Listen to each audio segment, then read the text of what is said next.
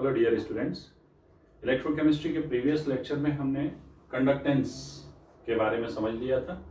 उसमें हमने specific conductance, molar conductance and equivalent conductance, तीनों कंडक्टेंस के बारे में अच्छे से समझ लिया था और मोलर और इक्विवेलेंट कंडक्टेंस में रिलेशन भी फाइंड कर लिया था। ठीक है, अब हम सीखेंगे कि इन कंडक्टेंस को प्रैक्टिकली कैसे हम डिटरमाइन कर सकते हैं। ठीक है ना, तो लिखिए, put the heading practical determination of specific conductance, molar conductance and equivalent conductance।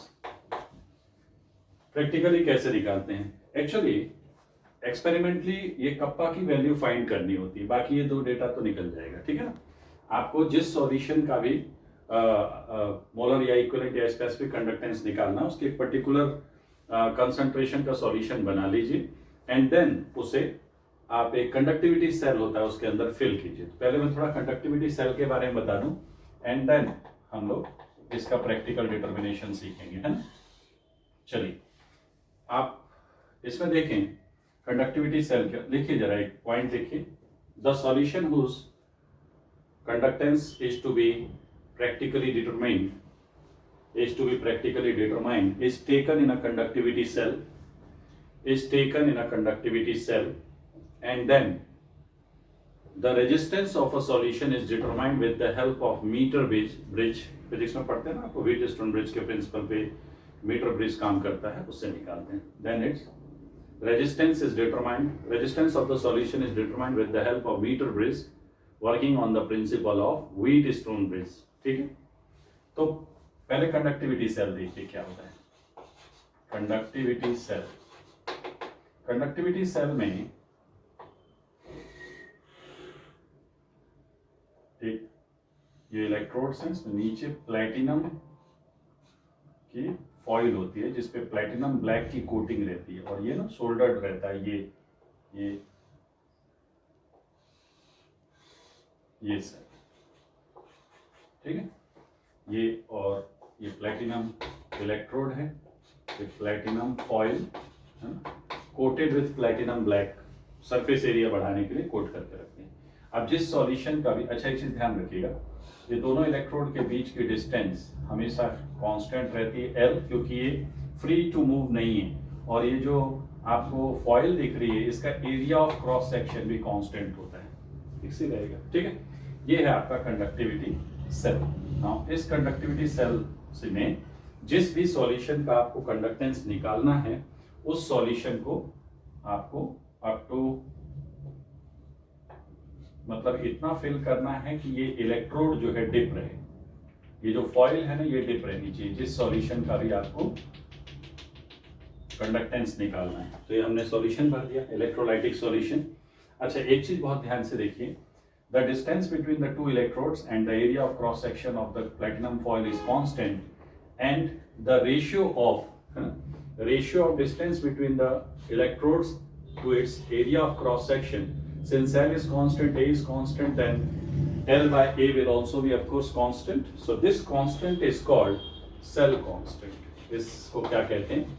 Cell constant. किसी भी कंडक्टिविटी सेल के लिए इलेक्ट्रोड के बीच के डिस्टेंस और एरिया ऑफ क्रॉस सेक्शन का जो रेशियो है वो कांस्टेंट होता है, उसे हम सेल कांस्टेंट कहते हैं। ये भी आपको मालूम होना चाहिए what is cell constant. The cell constant is the ratio of the distance between the two electrodes to the area of cross section of electrode. Since both of these values are constant, so their ratio will also be constant। ठीक है, unit क्या हो जाएगा? Unit of cell constant, तो length centimetre upon centimetre square, ये हो जाएगा centimetre inverse. ठीक है ना, सेंटीमीटर इनवर्स हो जाएगा। अब सुनिएगा ध्यान से, अब मैं आपको सिखाने जा रहा हूं कि किस तरीके से हम इस सॉल्यूशन जिसको हमने फिल किया है इस कंडक्टिविटी सेल में, इसमें जो सॉल्यूशन है इस सॉल्यूशन का कंडक्टेंस कैसे निकालते हैं। तो आप सबको व्हीटस्टोन ब्रिज पता ही है, व्हीटस्टोन ब्रिज मालूम है, फिजिक्स में आपने पढ़ा होगा। ठीक है ना, इसमें एक्चुअली ये तो प्रिंसिपल है व्हीटस्टोन ब्रिज, टेक्निकली जो है मीटर ब्रिज होता है जिसमें 1 मीटर लॉन्ग मैग्नीन या कॉन्स्टेंटन का वायर होता है और उस पर फिर हम जॉकी को मूव कराते हैं और सिंस रेजिस्टेंस जो है वो लेंथ के डायरेक्टली प्रोपोर्शनल है, तो वहां आपने पढ़ा होगा कि हम किस तरीके से अननोन रेजिस्टेंस की वैल्यू मीटर ब्रिज से निकालते हैं। तो यहाँ मैंने व्हीटस्टोन ब्रिज बनाया है, यहाँ पे हम अपना अननोन, जैसे जो सॉल्यूशन है, कंडक्टिविटी सेल है, ये आपका कंडक्टिविटी सेल है, इस कंडक्टिविटी सेल में जिस सॉल्यूशन का भी कंडक्टेंस निकालना है उसको हम फिल करेंगे एंड देन इसको लाके यहाँ, जैसे आप अपने फिजिक्स में वायर जो है उसका अननोन रेजिस्टेंस निकालते हो ना, अननोन वायर का रेजिस्टेंस, वैसे ही हम यहाँ पे जो सॉल्यूशन लिया है उसका रेजिस्टेंस फाइंड कर लेंगे, ठीक है ना। और आपको मालूम है कि जब बैलेंस स्टेट में रहता है गैल्वेनोमीटर, तो जो है गैल्वेनोमीटर कॉइल में कोई डिफ्लेक्शन नहीं आएगा। तो जब डिफ्लेक्शन नहीं आ रहा होता है तो प्रिंसिपल क्या है इसका, प्रिंसिपल ऑफ व्हीटस्टोन ब्रिज, ठीक है। इसका प्रिंसिपल आप सभी को पता है, at null point P/Q equal to R/S, या simply R1/R2 equal to R3/R4। मतलब आप अननोन रेजिस्टेंस यूज, मतलब जब इस गैल्वेनोमीटर कॉइल में कोई डिफ्लेक्शन ना आए तो with the help of this equation है ना, क्या कहेंगे हम, with the help of this equation the resistance of this solution is determined। देख लीजिए, the resistance of this solution is determined, note करो, with the help of this equation resistance of this solution is determined same as the resistance of, same as the unknown resistance is determined with the help of meter bridge ठीक है ना। Okay, तो जब resistance of solution मिल जाए उसके बाद first specific conductance kappa क्या होता है, 1/R इंटू L/A, यही होता है। देखो लास्ट मीटिंग में हमने पढ़ा था। तो व्हीटस्टोन ब्रिज की हेल्प से रेजिस्टेंस ऑफ सॉल्यूशन हम निकाल लेंगे with the help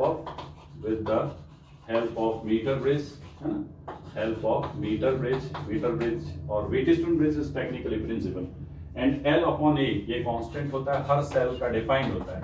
so this is cell constant, है ना, ये तो पहले से पता है। तो स्पेसिफिक कंडक्टेंस जो है सॉल्यूशन का, जो आपको प्रैक्टिकली निकालना था, वो क्या हो जाएगा, ये हो जाएगा cell constant divided by resistance of solution and 1 resistance जो है वो कंडक्टेंस होता है। तो हम ये भी कह सकते हैं कि स्पेसिफिक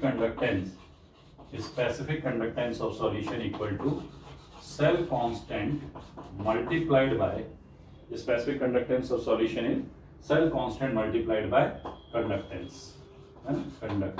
कंडक्टेंस कहां से आया, 1 resistance of solution equal to conductance of solution, ठीक है ना, नोट करिए जरा। तो इस तरीके से एक्सपेरिमेंटली हम लोग क्या फाइंड कर लेंगे बेटा, यहां से हमें मिल जाएगा स्पेसिफिक कंडक्टेंस।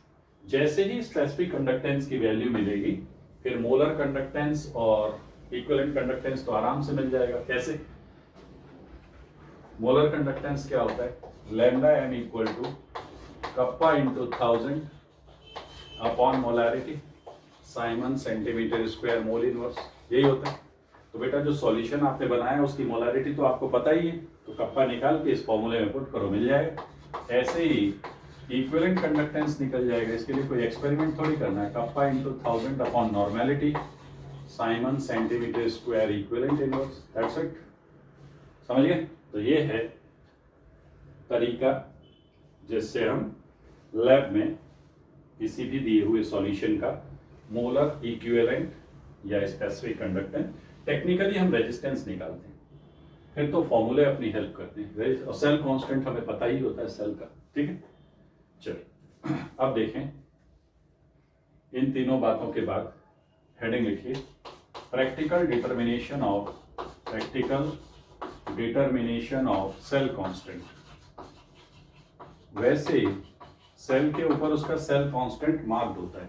हाई ग्रेडेड जो है पॉलीमर होता है जिसमें ये सेल बनाया जाता है, उसके ऊपर मार्क्ड रहता है सेल कांस्टेंट। लेकिन रेगुलर यूज से वो जो इम्प्रेशन होता है, मार्क होता है, वो कई बार हट जाता है और जब हम लैब में जाते हैं कि भाई सेल कांस्टेंट, क्योंकि जब तक सेल कांस्टेंट पता नहीं होगा, रेजिस्टेंस निकाल भी लोगे तो भी आप कप्पा की वैल्यू कैसे फाइंड करोगे? उसके लिए ये तो मीटर ब्रिज से आ जाएगा, ये पता रहता है, सेल के ऊपर ही लिखा रहता है। लेकिन मान लो उसके ऊपर से स्लिप फट गई है सेल के ऊपर से, हमें नहीं मालूम कि दिए हुए सेल का सेल कांस्टेंट क्या है, तो फिर क्या करें? That would be interesting. क्या किया जाए? तो उसके लिए क्या करते हैं, देखिए बहुत ध्यान से देखिएगा।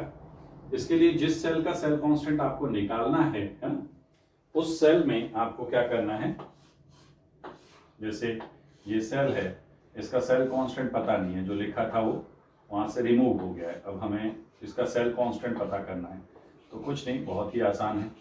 इस सेल में स्टैंडर्ड केसीएल सॉल्यूशन फिल कर दीजिए, स्टैंडर्ड केसीएल सॉल्यूशन फिल कर दीजिए, whose kappa is known, kappa is known. अब आप कहोगे सर वो कैसे पता चलेगा? ये बहुत आसान है भाई, देखो स्टैंडर्ड उसका हमें कंसंट्रेशन पता है कप्पा। जिस लैब में बहुत सारे सेल है, किसी भी सेल को उठाओ जिसपे सेल कांस्टेंट उसका लिखा हुआ है, समझ गए? उससे अपने सॉल्यूशन का कप्पा निकाल लो, कप्पा तो कांस्टेंट रहेगा ना, क्यों? तो यहां पे स्टैंडर्ड केसीएल सॉल्यूशन हमने लिया, whose specific conductance. Specific conductance क्या होता है? कंडक्टेंस ऑफ यूनिट वॉल्यूम, है ना, 1 सेंटीमीटर क्यूब सॉल्यूशन। तो standard KCL solution specific conductance is accurately known. ये लैब बुक में भी इस कंसंट्रेशन का इतना स्पेसिफिक कंडक्टेंस होता है प्योर केसीएल का। मैं केसीएल क्यों यूज करते हैं आगे बताऊंगा, ठीक है? ये लैब बुक से मिल जाएगा आपको। चलिए, तो कप्पा तो हमें पता है इसका, ठीक है? अब इसको हमने क्या करना है, यहाँ पे कंडक्टिविटी मीटर से कनेक्ट कर देना है, या आप अपना व्हीटस्टोन ब्रिज से कनेक्ट कर दीजिए। कनेक्ट टू व्हीटस्टोन ब्रिज, तो metre bridge rather, metre bridge से कनेक्ट किया, और मीटर ब्रिज से कनेक्ट करके आप क्या निकाल लोगे? रेजिस्टेंस ऑफ सॉल्यूशन आ जाएगा, है ना? तो मीटर ब्रिज से कनेक्ट करके resistance of solution is determined, and then kappa equal to 1/, आजकल डायरेक्ट कंडक्टिविटी मीटर आ गए हैं, तो ये तो पुरानी मेथड है मीटर ब्रिज और आपका पोटेंशियोमीटर, है ना, व्हीटस्टोन ब्रिज प्रिंसिपल, तो बहुत पुरानी मेथड है। सीधे कंडक्टिविटी मीटर आते हैं, जैसे वेइंग स्केल पे वेट पता चल जाता है, ब्लड में ग्लूकोज पता चल जाता है, तो ऐसे ही कंडक्टिविटी मीटर लगा दो तो ये बता देगा कंडक्टिविटी कितनी है सॉल्यूशन की, कंडक्टेंस कितना है, फाइन। तो बट आपके सिलेबस में यही है, तो इसी तरीके से बता देता हूँ। Resistance of solution multiplied by cell constant. तो सेल कांस्टेंट क्या आएगा यहाँ से? Cell constant equal to specific conductance of KCl solution, specific conductance of KCl solution multiplied by resistance of same solution. तो रेजिस्टेंस ऑफ सॉल्यूशन किससे मिल जाएगा अपने को बेटा? मीटर ब्रिज से, and specific conductance lab book से। तो यहाँ से हमें सेल कांस्टेंट की वैल्यू पता चल जाएगी। इसके बाद इसके ऊपर आप अपना स्टिकर लगा दो, and now this cell is ready for other experiments, fine. अच्छा, एक नोट लिख लीजिए, हमेशा याद रखें कि जब भी, जैसे मान लो आपने केसीएल सॉल्यूशन बनाया तो वाटर लोगे ना, केसीएल तो सॉलिड होता है, तो ऐसा नहीं कि गए और टैप वाटर उठा लाए। टैप वाटर में इतने सॉल्ट होते हैं ना कि ये इस केसीएल का तो जो दिखाएगा उन सॉल्ट्स का भी दिखाएगा। तो लैब में साइंटिस्ट कंडक्टिविटी वाटर बनाते हैं, ठीक है? लैब में साइंटिस्ट जो है वो कंडक्टिविटी वाटर बनाते हैं, और कंडक्टिविटी वाटर होता क्या है? एक ऐसा वाटर जिसका कंडक्टेंस, है ना, उसको केमेनोफोर के साथ बार बार डिस्टिल किया जाता है। एक बार डिस्टिल किया, वाटर मिला, उसका कंडक्टेंस चेक किया, तब तक करते रहते हैं जब तक कि जितना भी मैक्सिमम इलेक्ट्रोलाइट है वो निकाल लिया जाए। तो ध्यान रखिए, लिखिए, नोट लिखिए, for conductivity measurement, for conductivity measurement, solution is prepared in conductivity water. For conductance measurement, solution is prepared in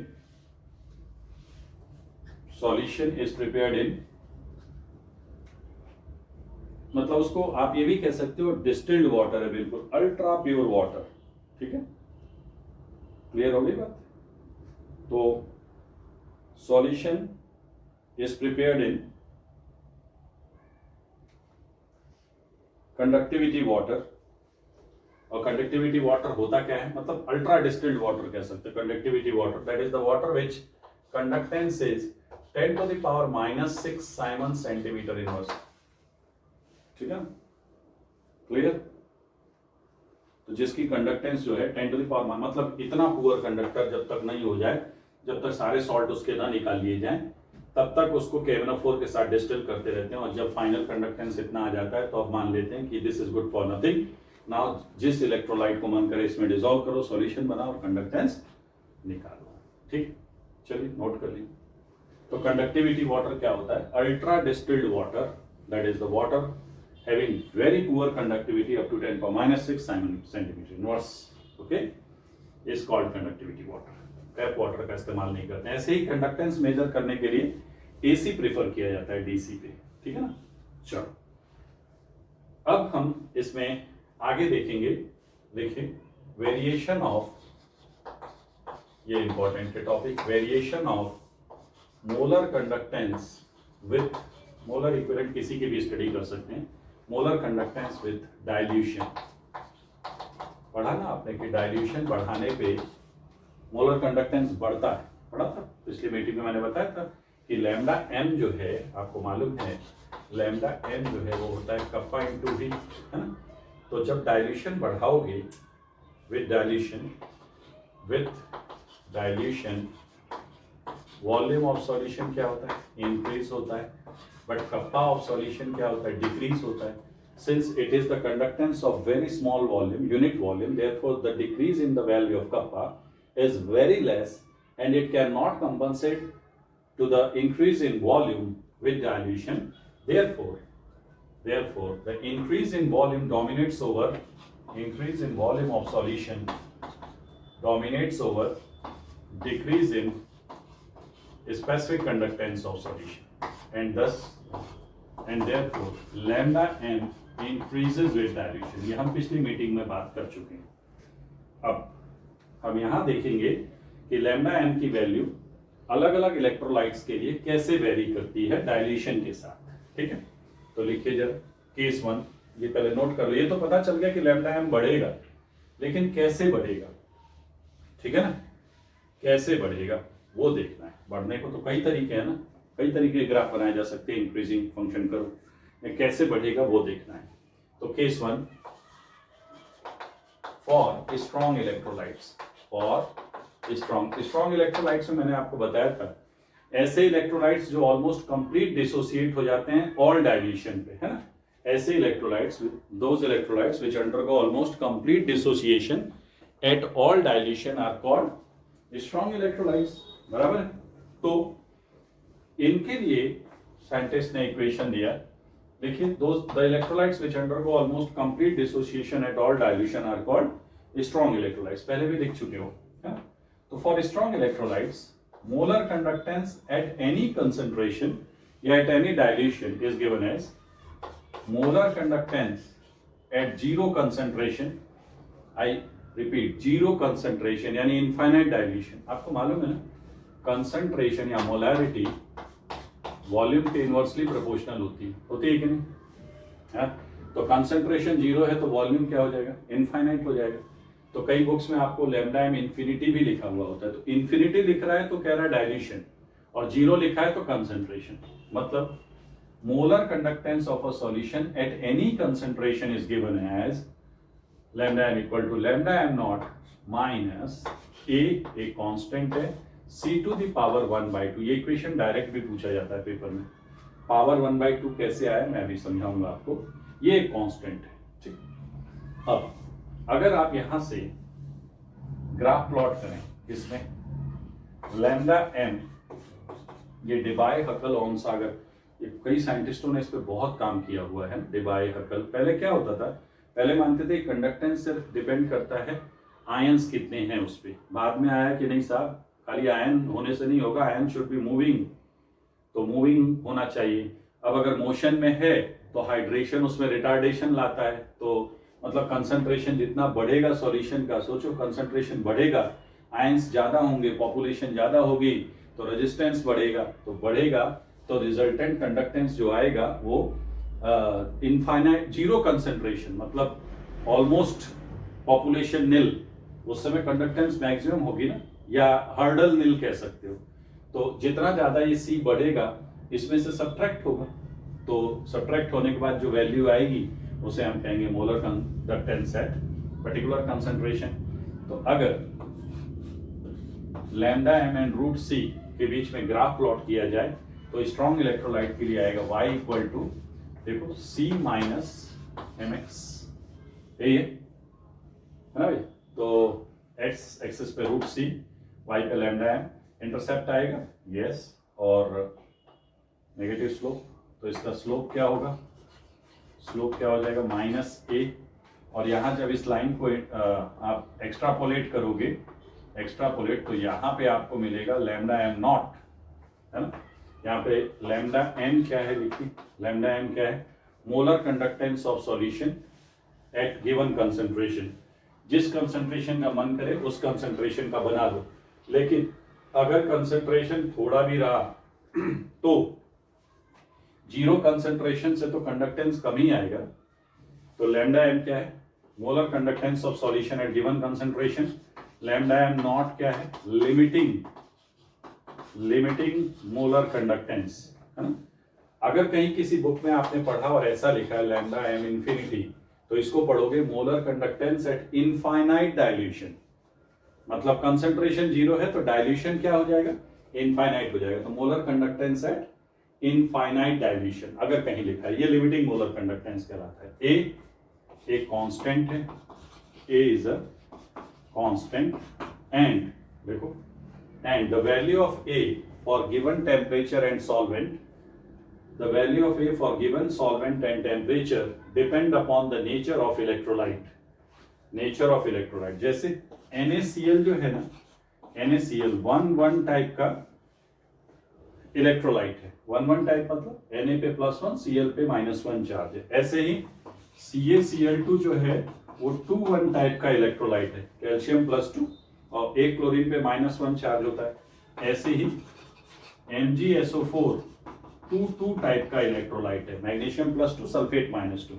सो इनके चार्ज पे एक ही वैल्यू डिपेंड करेगी। क्यों, सुनो, जितना ज्यादा चार्ज होगा उतना हाइड्रेशन होगा, जितना हाइड्रेशन होगा कंडक्टिविटी कम होगी, किससे, लिमिटिंग से। ये तो मैक्सिमम है, ये तो मैक्सिमम थ्योरेटिकल वैल्यू है ना। इसमें से सब्ट्रैक्ट होने ही वाला है जितना ज्यादा चार्ज बढ़ेगा। समझ में आई बात। अच्छा, एक नोट और लिख लीजिए, the value of A for particular type of electrolyte remain same, मतलब जैसे NaCl और KCl दोनों ही 1,1 टाइप के इलेक्ट्रोलाइट है, तो value of A will remain same. हालांकि बाद में और भी मॉडिफिकेशन किए गए थे इस इक्वेशन में, बिकॉज अभी भी इस इक्वेशन में size of the ion ignored है ना, अभी सिर्फ चार्ज दिया गया है। तो उसके लिए इन्होंने कहा कि पोटेशियम और इसका जो है सोडियम का हाइड्रेशन का एक्सटेंट सेम होता है, हालांकि ये गलत है। बाद में और डिबाय, हकल, सागर और आपके सिलेबस के बियॉन्ड है वो, उन्होंने और मॉडिफिकेशन की इस इक्वेशन में। पहले उन्होंने कंसीडर किया आयन ज़्यादा होने चाहिए, फिर कंसीडर किया हाइड्रेशन कम होना चाहिए, यानी मोबिलिटी ज़्यादा होनी चाहिए, सब मिला के तब कंडक्टेंस आता है। तो आपके लिए बस इतना काफ़ी है कि आपको ये इक्वेशन पता होनी चाहिए, है ना। Lambda M equal to lambda M not minus A into C to the power 1/2, ठीक है। ये किसके लिए बेटा, स्ट्रॉन्ग इलेक्ट्रोलाइट्स के लिए। Case two for weak electrolytes, weak electrolytes में देखो क्या होता है, ध्यान से देखना। मान लीजिए AB कोई वीक इलेक्ट्रोलाइट है, तो जब ये डिसोसिएट होगा तो बनाएगा A positive plus B negative, है ना। तो सपोज इनिशियल मोल या इनिशियल कंसंट्रेशन कुछ भी ले लो, इनिशियल मोल हमने लिया 1, तो ये होंगे 0 0। एट इक्विलिब्रियम ये क्या होगा, 1 माइनस अल्फा, अल्फा और अल्फा, है ना, ये मोल हो गए। तो मोलर कंसंट्रेशन क्या आएगा, 1 minus alpha by B, alpha by B और अल्फा बाय बी, है ना। ये मोलर कंसंट्रेशन है एट इक्विलिब्रियम, लिख लीजिए, मोलर कंसंट्रेशन एट इक्विलिब्रियम है, ठीक है। अब यहाँ लिख लो, molar concentration at equilibrium. Now equilibrium constant की वैल्यू क्या आ जाएगी, alpha square by V square upon 1 minus alpha by V, यही आएगा। इक्विलिब्रियम कांस्टेंट की value alpha square by B square upon 1 minus alpha by B, तो ये आएगा alpha square upon 1 minus alpha into V. ठीक, अब अगर अल्फा की value, suppose that value of alpha is very very less than 1, तो क्या हो जाएगा, therefore this constant will be equal to alpha square by B. 1 by B C होता है कि नहीं बताओ यहाँ, but 1 by B equal to C, तो यहां से आ जाएगा अल्फा स्क्वायर, देखो ध्यान से, के इक्वल टू अल्फा स्क्वायर, या अभी बी की टर्म में ही रहने देते हैं, बी की टर्म में ही रहने देते हैं। क्या हो जाएगा, alpha square equal to K into V, K constant है, मतलब alpha square is directly proportional to V, या alpha is directly proportional to root V. तो दो बातें प्रूव हो गई, पावर 1/2 कैसे आया, यहां से ये भी कह सकते हो, और alpha inversely proportional to root C. पहले तो इतना लिखिए, ओस्टवाल्ड डायल्यूशन लॉ कहलाता है।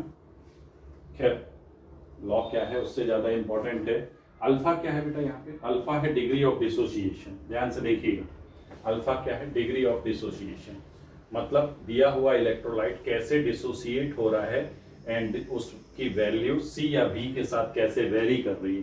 तो आप देख रहे हो value of alpha decreases with increase in the value of root सी,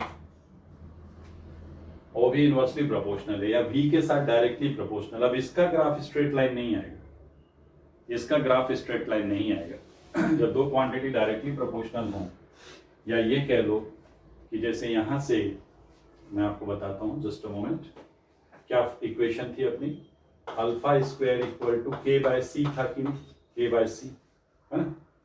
तो अल्फा स्क्वायर, अब हम दोनों तरफ रूट ले लेते हैं, तो alpha equal to root K by C, तो alpha into root C equal to constant.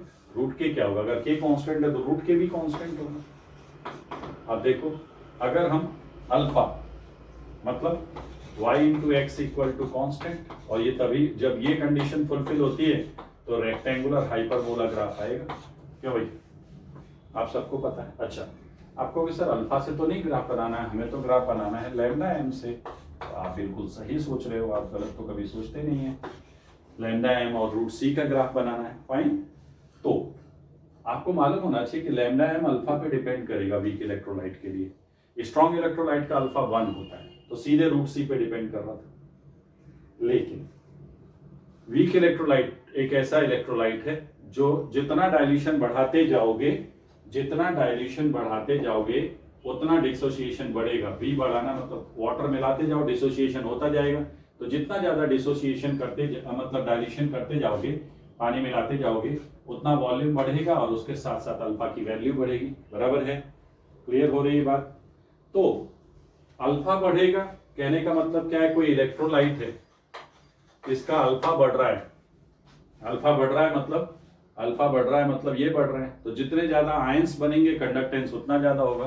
तो alpha is directly related with the lambda M.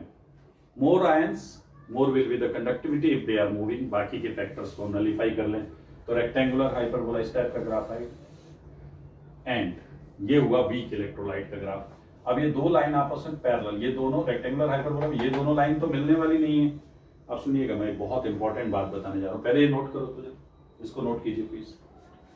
ये नोट कर लिया आपने? ये मैंने बताया कि हाउ, पहले तो रूट सी कहां से आया ग्राफ में, और दूसरा मैंने बताया कि डाइल्यूशन बढ़ाने से वीक इलेक्ट्रोलाइट्स का अल्फा बढ़ता है, और जब अल्फा बढ़ेगा तो आयंस बढ़ेंगे, आयंस बढ़ेंगे तो ऑब्वियसली कंडक्टेंस बढ़ेगा।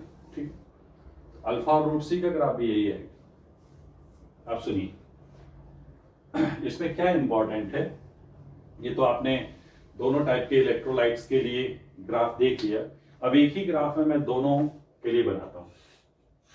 मान लो ये लैम्डा एम है और ये रूट सी।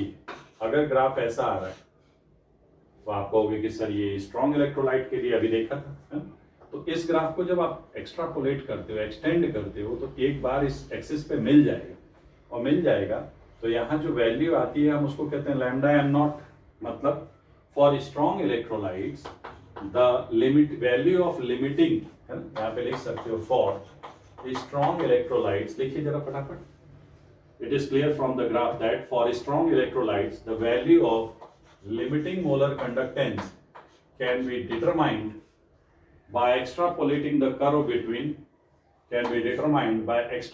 यानी extending the curve between lambda m and root c, extending the curve between lambda m and root c.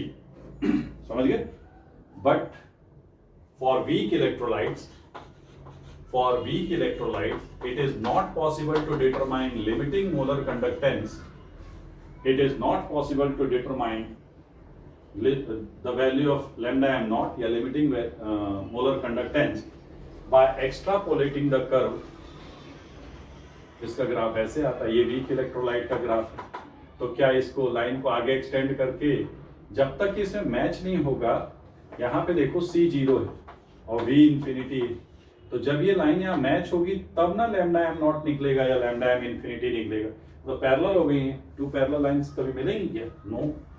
तो ग्राफ का नेचर ऐसा है जिस वजह से आपको हमेशा मालूम होना चाहिए कि स्ट्रॉन्ग इलेक्ट्रोलाइट्स का molar conductance at infinite dilution या limiting molar conductance, that is the molar conductance at zero concentration, can be determined with the help of graph, but for weak electrolytes it is not possible. Weak electrolyte it is not possible. ठीक है, weak electrolytes के लिए हम graph को extend करके lambda M not की value नहीं निकाल सकते हैं. तो लिख लीजिए, for weak electrolyte lambda M not can not be determined by extrapolating the curve between lambda M and root C. Note करें. फिर साइंटिस्ट के सामने एक क्वेश्चन आया कि सर ये तो ठीक है कि नहीं निकाल सकते हैं, ये तो अच्छी बात है, तो निकालेंगे कैसे? भाई नहीं निकाल सकते हैं, ये तो एक हर्डल आ गया, तो फिर निकालेंगे कैसे? वो भी तो अपने को एक ऑप्शन ढूंढना पड़ेगा कि निकालें कैसे. तो कैसे निकालें उसके लिए फिर एक साइंटिस्ट थे, कोलरॉस. उन्होंने एक मेथड दिया. बहुत स्मार्ट और बहुत इंटेलिजेंट साइंटिस्ट थे.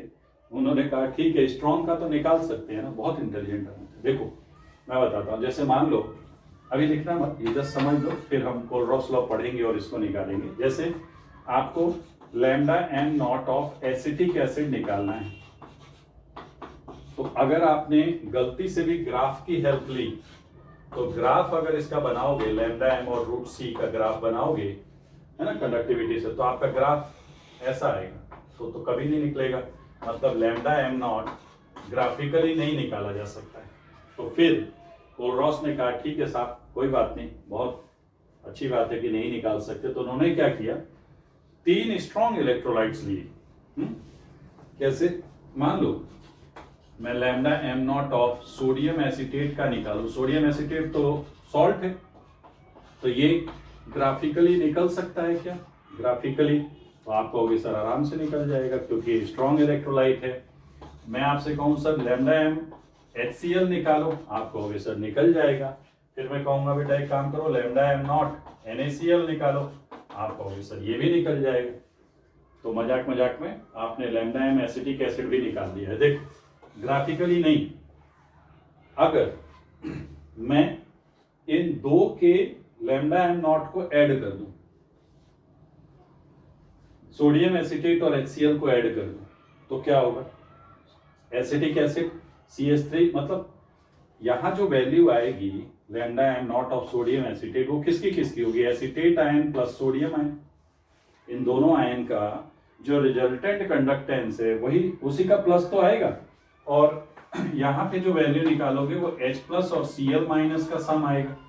तो आपको क्या करना है, इन दोनों को ऐड कर दो. तो आपको भी सर दोनों को ऐड कर देंगे तो एसीटेट का ऐड हो गया, H का ऐड हो गया, Na का ऐड हो गया और Cl का ऐड हो गया. तो हमें इतना थोड़ी चाहिए, हमें तो सिर्फ एसीटेट और H चाहिए. आप समझ गए होगे क्या करना है.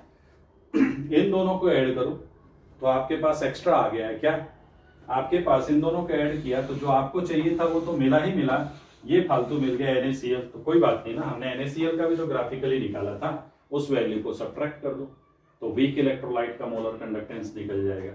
तो कोलरॉस ने बताया एक्चुअली कि हम स्ट्रॉन्ग इलेक्ट्रोलाइट्स की वैल्यू की हेल्प से वीक इलेक्ट्रोलाइट का लैम्डा एम नॉट कैसे निकाल सकते हैं। बात समझ में आई?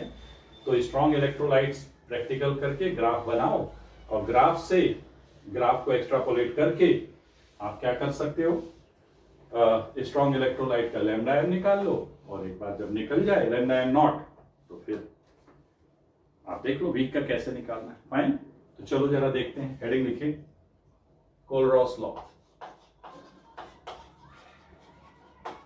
कोलरॉस लॉ देखिए, since it is not possible to determine, देखो बेटा, since it is not possible to determine limiting molar conductance of weak electrolytes by, since it is not possible to determine limiting molar conductance of weak electrolyte by extrapolating the curve between lambda m and root c, therefore Kohlroas introduced the method therefore Kohlroas introduced the method, ठीक है, a method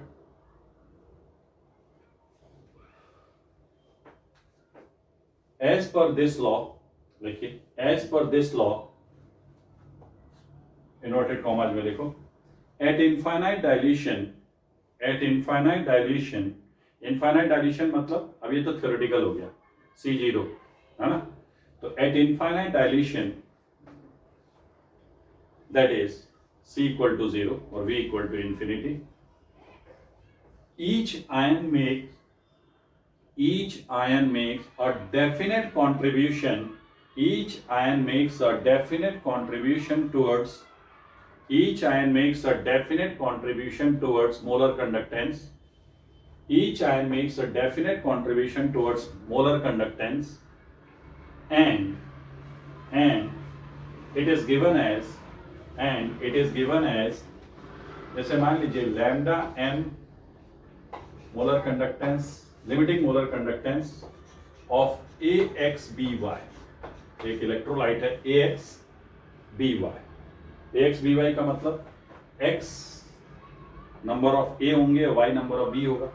तो जब infinite dilution कर दोगे X into lambda M naught of A plus Y into lambda M naught of B minus, ये number है ना, molar की बात कर रहे हो।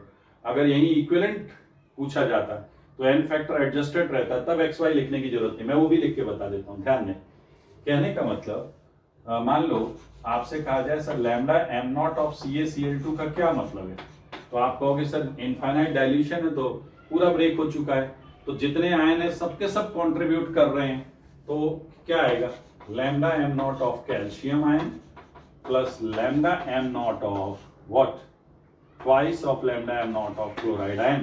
ध्यान रखिए 2 3 इनका इंटू तब तक ही होगा जब तक लैम्डा एम निकाल रहे हो, ठीक है। लैम्डा EQ अगर इसी का लिखा जाए ना, इसी का अगर आपसे कहे lambda M not equivalent conductance of CaCl2, तो आएगा lambda limiting equivalent conductance of calcium ion, यहाँ तो पहले भी 1 था, plus limiting equivalent conductance of chloride ion. तब एन फैक्टर एडजस्टेड है, इसमें 2 का इंटू नहीं करेंगे, ठीक है। तो कोलरॉस ने बस इतना कहा था कि इनफाइनाइट डाइल्यूशन पे कोई भी इलेक्ट्रोलाइट लीजिए पूरी तरह से डिसोसिएट हो जाएगा और हर आयन फ्री होगा मूव करने के लिए, और जब हर आयन फ्री होगा मूव करने के लिए तो कंडक्टेंस में कुछ ना कुछ कंट्रीब्यूशन करेगा ही, तो रिजल्टेंट कंट्रीब्यूशन क्या हो जाएगा, contribution by A plus plus contribution by B minus, this is called resultant molar conductance, ठीक है। नोट करें बेटा। अब लिखो applications of कोलरॉस law, applications of कोलरॉस law. Kohlrausch law का एप्लीकेशन में सबसे मेन, ये लॉ इंट्रोड्यूस करने के पीछे जो मेन लॉजिक था साइंटिस्ट का, वो ये था कि हम वीक इलेक्ट्रोलाइट का लैम्डा एम कैसे निकालें, लैम्डा एम नॉट रादर, ठीक है। तो लिखिए number 1 determination of lambda M naught of weak electrolyte. मैं आपको एक एग्जांपल से अभी समझाया था, वही ले लेते हैं, कई बार आ चुका है एग्जाम में वही एग्जांपल, है ना।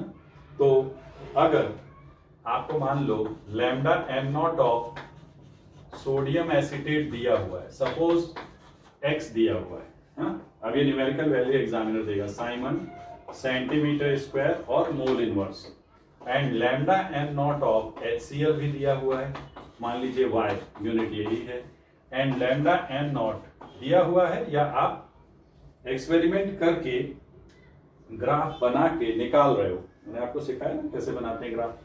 Lambda M naught of NaCl मान लो दिया हुआ है, Z Simon centimetre square mole inverse, और आपसे कहता है एग्जामिनर कि चलिए लैम्डा एम नॉट ऑफ क्या निकालिए, एसिटिक एसिड, क्योंकि ग्राफिकली तो नहीं निकाल सकते, तो देखो बहुत आसान है।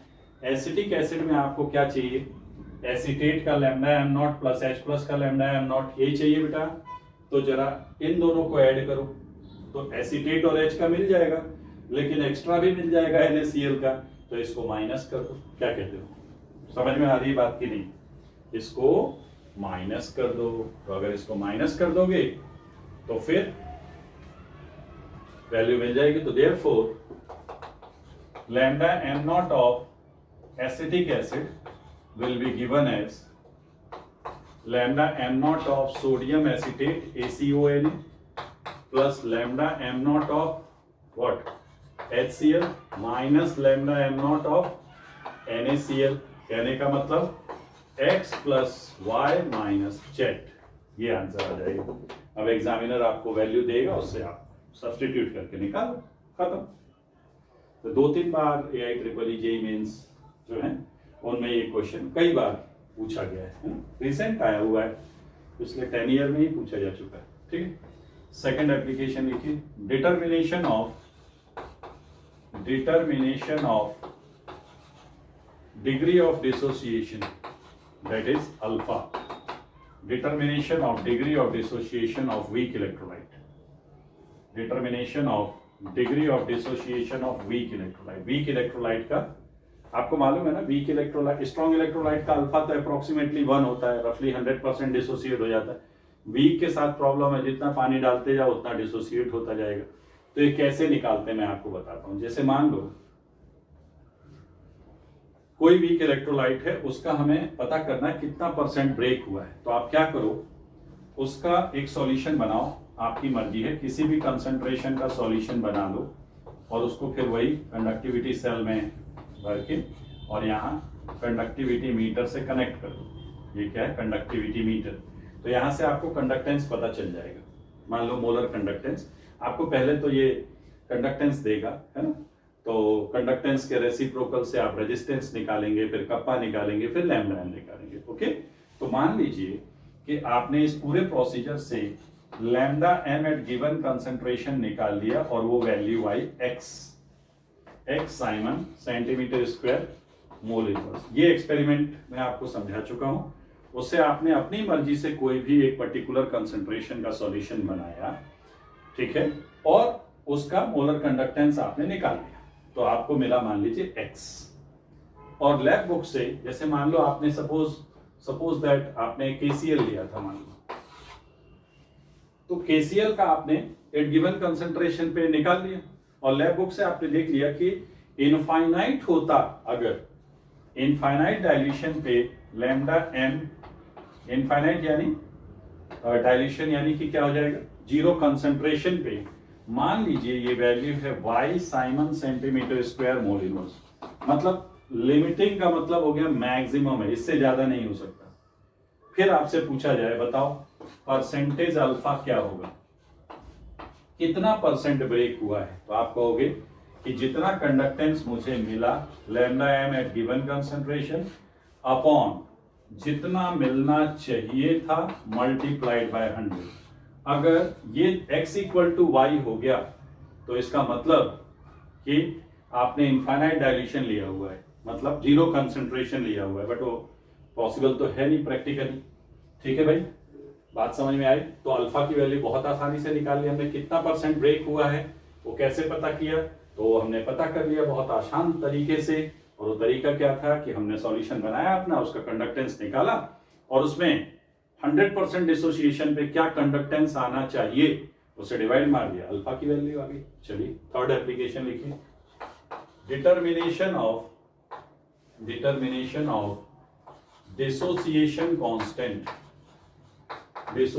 Constant of weak electrolyte. ये लॉ वीक इलेक्ट्रोलाइट के लिए तो बहुत ही अच्छा है। तो डिटर्मिनेशन ऑफ एक्चुअली यूज भी उसी के लिए किया जाता है, बिकॉज स्ट्रॉन्ग का तो हम ग्राफिकली निकाल ले रहे हैं। वीक इलेक्ट्रोलाइट तो आपने अभी डिराइव किया था formula K equal to alpha square C by 1 minus alpha. क्या हमने डिराइव किया था बेटा? अभी थोड़ी देर पहले मैंने बताया था कि रूट C कहाँ से आ रहा है, अल्फा स्क्वायर माइनस नहीं, अल्फा स्क्वायर C। देखो पिछले उसमें देखो हमने ये भी एक वीक इलेक्ट्रोलाइट कंसीडर किया था, फिर उसको डिसोसिएट करके और डिराइव किया था कि how alpha is proportional to root V या inversely proportional to root C।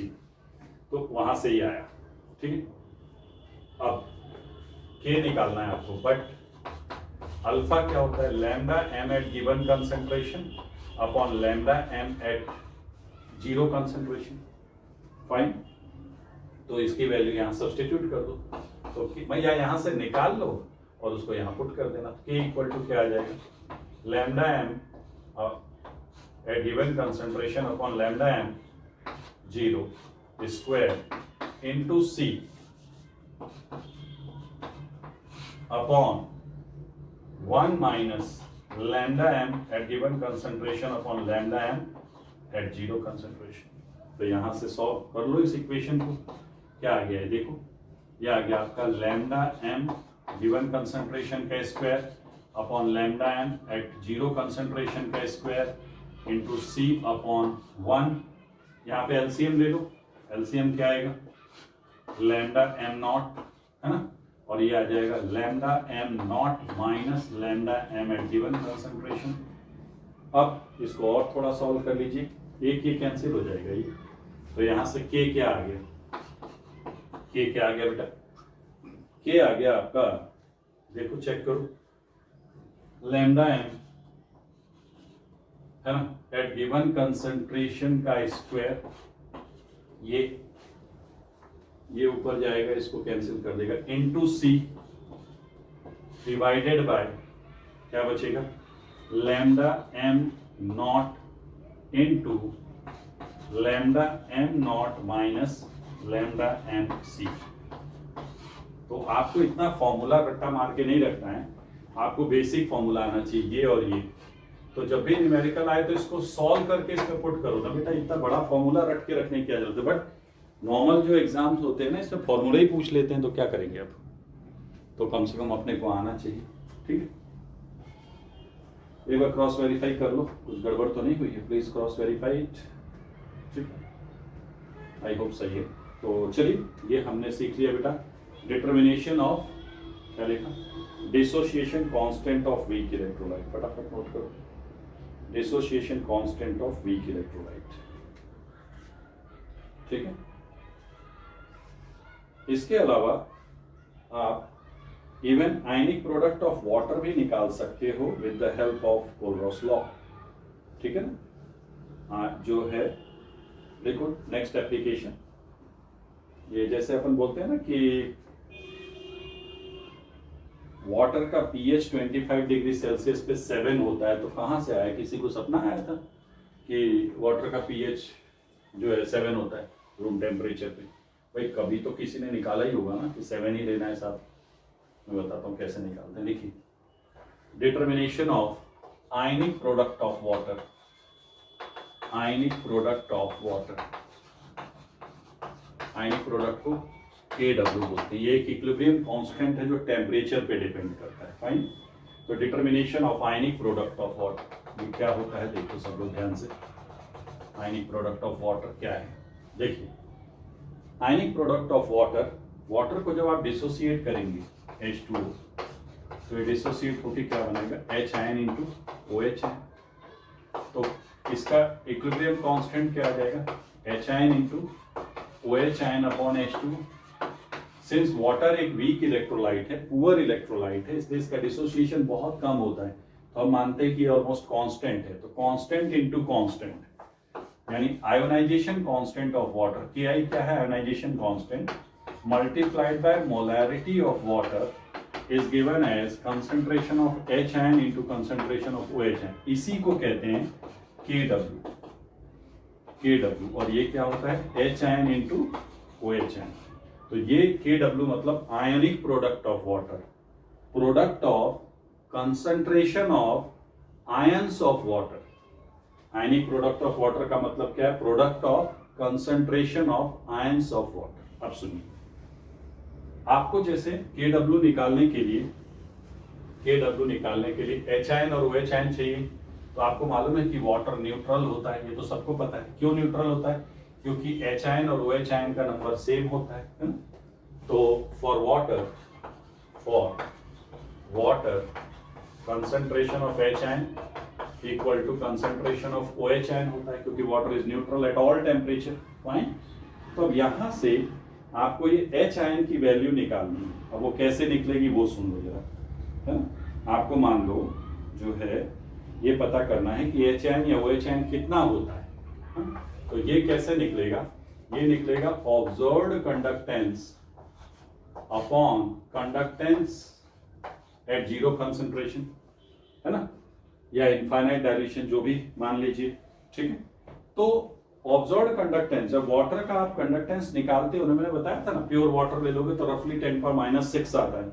तो ये जब सॉल्व करोगे तो वैल्यू आती है 5। ये जस्ट बेटा इट इज नॉट नेसेसरी कि ये पूछा जाए, ये मैं किसका एप्लीकेशन बता रहा हूँ, आपको ये बताने की कोशिश की जा रही है कि वाटर का pH 7 कैसे निकला।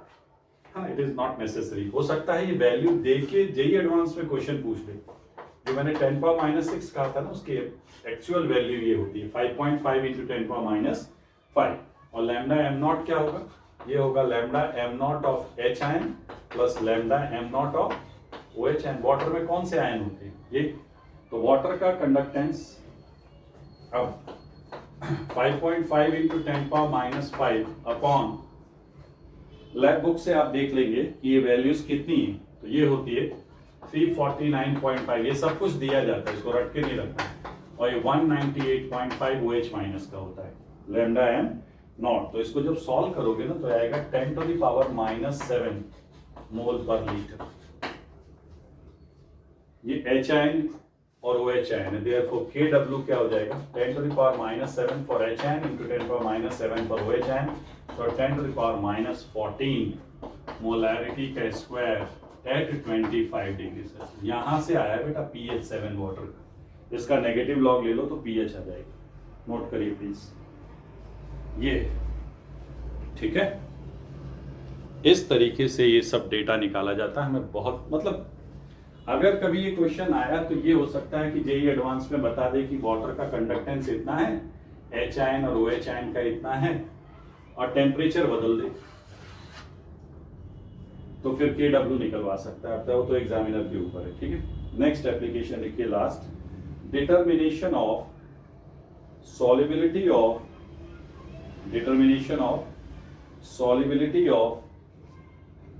sparingly या partially soluble salts, partially soluble salts,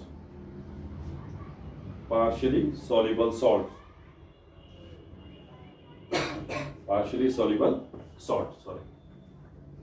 For example, AgCl, AgBr, BaSO4, PbSO4 etc. तो एक फॉर्मूला याद रखो, सॉल्युबिलिटी इक्वल टू सॉल्युबिलिटी इन ग्राम पर लीटर।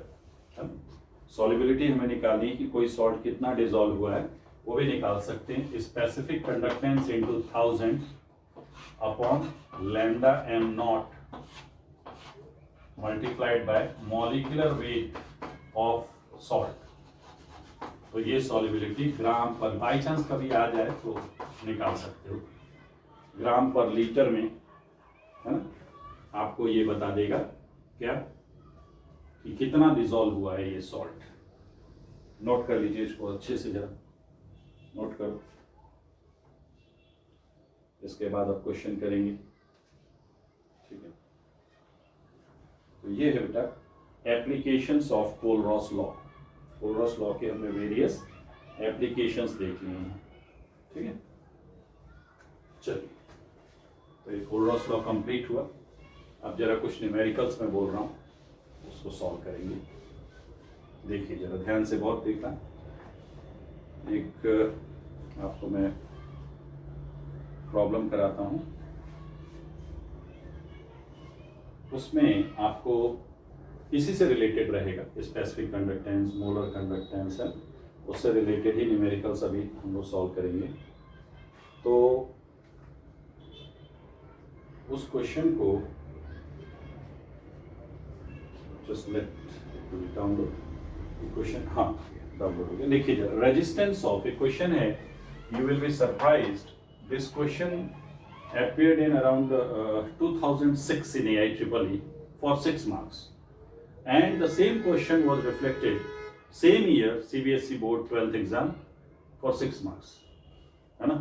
ये NCERT का सॉल्व प्रॉब्लम है जो AIEEE ने भी कॉपी किया और उसी साल बोर्ड में, तो चलिए कर लेते हैं। रेजिस्टेंस ऑफ कंडक्टिविटी सेल, देखिए question, resistance of conductivity cell filled with 0.1 molar KCl solution, the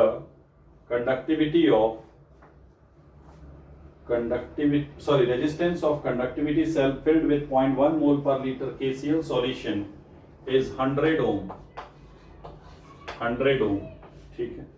If the resistance of the same cell, वही सेल यूज किया गया, if the resistance of the same cell when filled with 0.02 molar KCl solution, अब देखो उसने concentration बदल दिया, 0.02 molar KCl solution is 520 ohm, concentration कम किया गया है, is 520 ohm. Calculate the conductivity and molar conductivity of, calculate the conductivity and molar conductivity of 0.02 molar KCl solution, 0.02 molar KCl solution given conductivity of 0.1 molar KCl solution is 1.29 Simon meter inverse, Simon meter inverse। चलिए भाई, काफी सारी information हमने collect कर ली है इस question में, काफी सारा डेटा दिया हुआ है क्या क्वेश्चन सुनो। एक कंडक्टिविटी सेल लिया इन्होंने, पहले क्वेश्चन को फ्रेम करो। एक कंडक्टिविटी सेल लिया है ना, इस कंडक्टिविटी सेल में इन्होंने क्या फिल किया, 0.1 मोलर KCl सॉल्यूशन फिल किया, तब इनको रेजिस्टेंस मिला 100 ओम। इसके बाद इन्होंने, अब रेजिस्टेंस कैसे मिला मैं सिखा चुका हूं आपको मीटर बेस से, ठीक है। इसको हटाया और फिर एक दूसरा KCl सॉल्यूशन फिल किया उसी में। यहां से आपको तुरंत एक आइडिया लग जाना चाहिए कि क्या सेल सेम यूज कर रहा है, मतलब सेल कांस्टेंट जो है वो सेम रहेगा, है ना। एक सेम सेल के लिए सेम सेल कांस्टेंट रहेगा, तो उसी में ये भरा और फिर पूछ रहा है कि बताओ ये दूसरे सॉल्यूशन का कप्पा और लैम्डा एम बताओ। तो चलो मैं आपको समझाता हूं ये कैसे निकलेगा। देखो पहले कप्पा निकालना सीखा, तो कप्पा इक्वल टू क्या होगा, 1/r of solution into L/A, है ना। कप्पा हम किसका निकाल रहे हैं, 0.02 मोलर सॉल्यूशन का निकाल रहे हैं, ये हमें फाइंड करना है। तो बेटा इसके लिए L/A सेल कांस्टेंट होता है, तो कप्पा ऑफ 0.02 मोलर सॉल्यूशन आ जाएगा 1 by resistance of solution multiplied by cell constant, है ना। तो इसको सॉल्व करने के लिए आपको सेल कांस्टेंट की वैल्यू चाहिए। आई होप कुछ बच्चों को स्ट्राइक कर गया होगा कि सेल कांस्टेंट कैसे निकालेंगे। सेल कांस्टेंट निकालेंगे हम यहां से, कैसे, कप्पा दिया हुआ है देखो 0.1 मोलर का, तो कप्पा ऑफ 0.1 मोलर सॉल्यूशन क्या हो जाएगा, 1 by resistance of solution multiplied by cell constant, cell constant. तो सेल कांस्टेंट क्या आएगा बताओ, सेल कांस्टेंट आएगा kappa into resistance of solution, क्योंकि सेम सेल को यूज किया गया इसके लिए भी तो कांस्टेंट रहेगा। कप्पा कितना है, 1.29 siemens metre inverse into resistance कितना है, आ गया रेजिस्टेंस 100, तो ये कितना आ गया सेल कांस्टेंट 129 मीटर इनवर्स है बेटा, ये metre inverse, fine.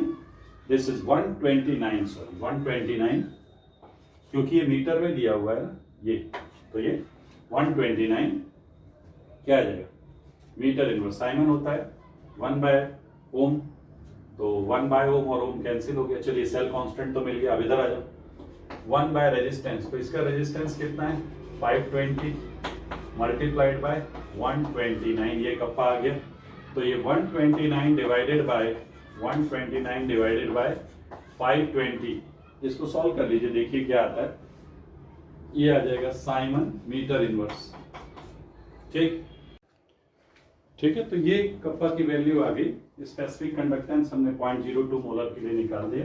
And now simply molar conductance क्या होता है, कप्पा बाय सी। अब यहाँ ध्यान दीजिएगा, कप्पा की वैल्यू 0.248 है साइमन मीटर इनवर्स में। तो आपको कंसंट्रेशन दिया हुआ है 0.02 मोल पर लीटर। बहुत ध्यान देना है, ये साइमन मीटर इनवर्स में है, यूनिट का ही सब खेल है। साइमन मीटर इनवर्स में है ये वैल्यू, और नीचे 0.02 मोल पर लीटर में है। तो पर लीटर को पर मीटर क्यूब में बदलोगे तो 10⁻³ पर मीटर क्यूब हो जाएगा कि नहीं, आया समझ। तो ये हो गया मोल पर मीटर क्यूब, क्योंकि यूनिट तो सेम रखेंगे। तो ये यहाँ से क्या आ जाएगा 0.248 इंटू 10⁻³ डिवाइडेड बाय 0.02। इसको सॉल्व करके देख लीजिए क्या आता है आपका आंसर। इसको सॉल्व कर लीजिए, you will get your answer. आपका आंसर आना चाहिए इसका 124 इंटू ये मीटर, हाँ मीटर स्क्वायर आ जाएगा। तो ये आना चाहिए 124 into 10⁻,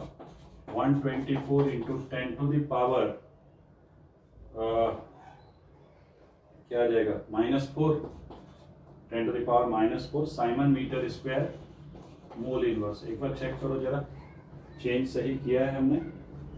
0.248, let me verify please. 0.248 divided by 0.02, 12.4, ठीक है ना। हाँ ये सॉरी, ये +3 होगा, ये -3 होगा, सॉरी। तो ये हाँ अब आ जाएगा। तो 12.4 इंटू 10⁻³ या 124 इंटू 10 आपका क्या आ गया -4।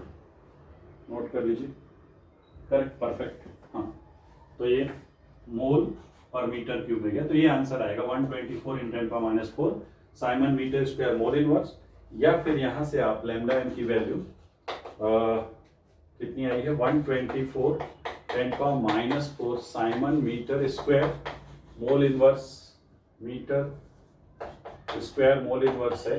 तो यहाँ से मीटर स्क्वायर को सेंटीमीटर में लेके जाओ तो क्या आ जाएगा 124 इंटू 10⁻⁻4, 1 मीटर स्क्वायर में 10⁻⁴ centimetre square, Simon centimetre square mole inverse.